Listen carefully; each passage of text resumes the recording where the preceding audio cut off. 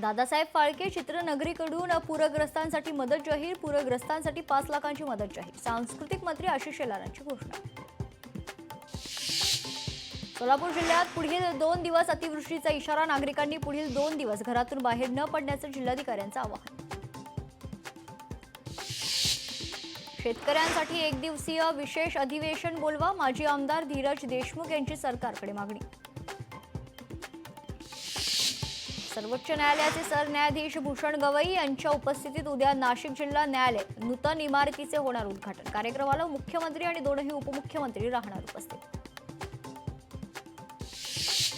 परभणीत धनगर समाजाचे 1 दिवसीय धरणे आंदोलन. एसटी प्रवर्गातून आरक्षण द्या, धनगर समाजाची मागणी. मागण्यांची दखल घ्या, नाहीतर रास्ता रोको करू, आंदोलनकर्त्यांचा इशारा. भारतीय संघाला डिवचणाऱ्या हारिस रौफवर आयसीसीची कारवाई. तर हारिस रौफच्या मॅच फीमधून 30% दंड म्हणून कापण्यात येणार.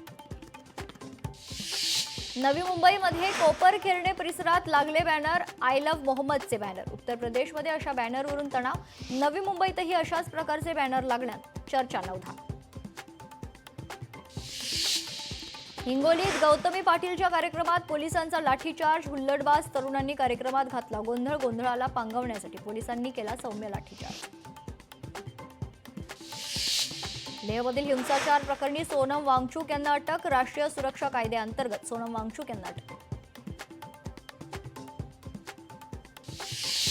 बीडमधील व्यापाऱ्याच्या हत्येचा प्रयत्न आणि लूट प्रकरणी गोट्या गीतेवर पुन्हा एकदा मकोका अंतर्गत कारवाई. गोट्या गीते वाल्मिक कराडचा समर्थक.